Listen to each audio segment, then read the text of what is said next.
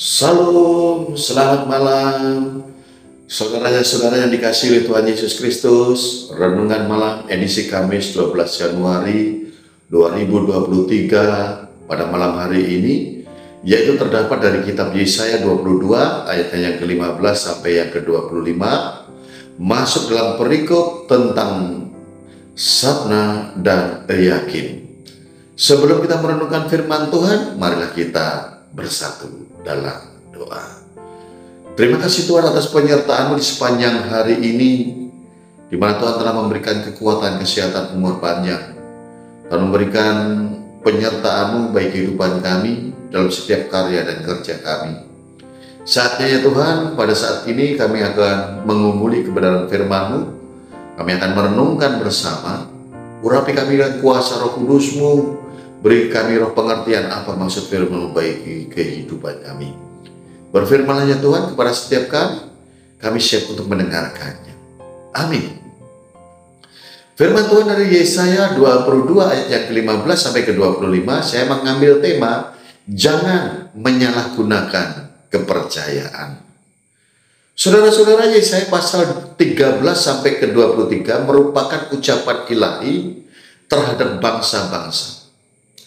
Tetapi anehnya pada pasal yang ke-22 ini, ucapan ilahi itu disampaikan kepada perseorangan, yaitu Sebna dan Eliakim. Dan mungkin kita tidak terlalu tahu siapa tokoh Alkitab ini, karena memang tidak terlalu populer.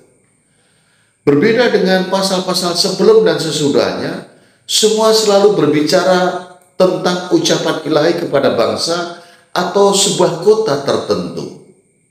Dan melalui cerita dalam nas ini, kita akan mengambil pelajaran apa yang dapat kita lakukan dalam kehidupan kita.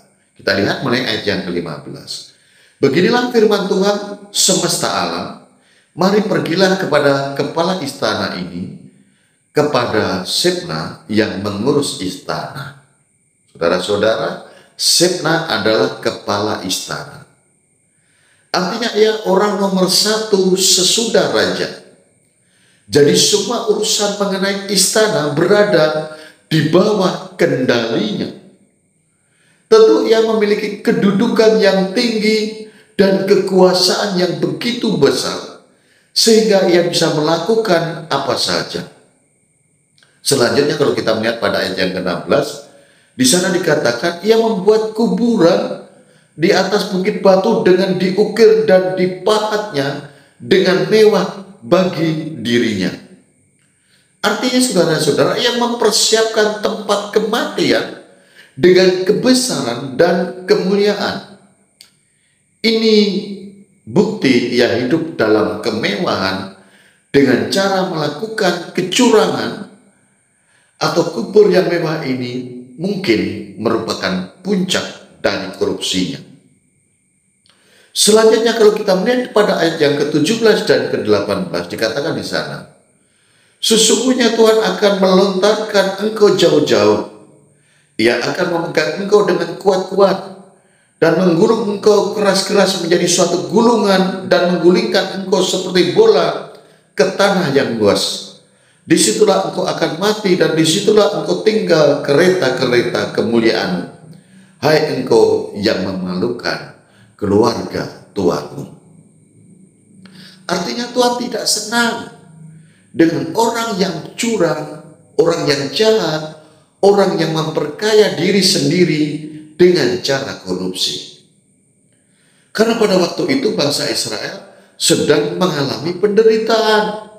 Rakyat mengalami kesulitan, mereka mengalami krisis, mengalami kemiskinan, dan justru pada waktu itu Sebna hidup bergelimang kemewahan, kekayaan dengan cara menyalahgunakan kekuasaan yang dipercayakan kepadanya.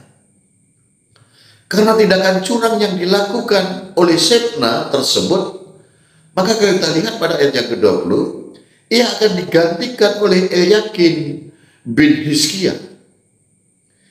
Pergantian ini merupakan hukuman daripada Tuhan. Karena Tuhan tidak senang dengan orang yang jahat yang berkuasa dengan melakukan kecurangan dalam hidupnya. Ada waktunya Tuhan mengambil kekuasaan itu dan memindahkan ke orang yang benar, ke orang yang saleh, ke orang yang takut akan Tuhan. Kita lihat ayat yang ke-21. Aku akan mengenakan jubahmu kepadanya, dan ikat pinggangmu akan kuikatkan kepadanya, dan kekuasaanmu akan kuberikan ke tangannya. Maka ia akan menjadi bapa bagi penduduk Yerusalem dan Yehuda. Saudara-saudara, jubah berbicara tentang kekuasaan. Dan kekuasaan akan dipindahkan dari Sibna ke Eliakim. Dengan kekuasaan yang diberikan kepadanya, kepada Eliakim, Eliakim tidak mempergunakan kekuasaan itu untuk berbuat kecurangan, kesenangan, kemewahan, kepentingan diri sendiri. Tapi ia menjadi bapa bagi penduduk Yerusalem dan Yehuda, yang mana penduduk akan selalu aman di bawah kepemimpinannya. Saudara-saudara, pelajaran yang berharga dari firman Tuhan ini adalah ketika kita diberikan kepercayaan dari Tuhan, entah itu kekuasaan, entah itu jabatan, entah itu berkat dalam hidup kita, mari kita bertanggung jawab dengan kepercayaan yang telah diberikan itu. Jangan seperti Sibna yang menyalahgunakan kepercayaan itu untuk kepentingan dirinya sendiri. Ia tidak jujur, ia bertindak curang, apalagi ia tidak mau peduli dengan penderitaan orang lain yang ada di sekitarnya. Ingat, Tuhan bisa pindahkan kepercayaan itu kepada orang lain. Maka dari itu kita diingatkan, ketika Tuhan memberikan kepercayaan kepada kita, pegang itu, jaga itu. Apa yang diberikan oleh Tuhan itu senantiasa harus kita laksanakan dengan penuh tanggung jawab. Jangan kita kotori kepercayaan itu, tapi syukuri kepercayaan yang Tuhan berikan dengan kita mempergunakan sebaik-baiknya untuk kemuliaan nama Tuhan. Tuhan memberkati kita. Tuhan memberkati firman-Nya. Shalom. Selamat malam.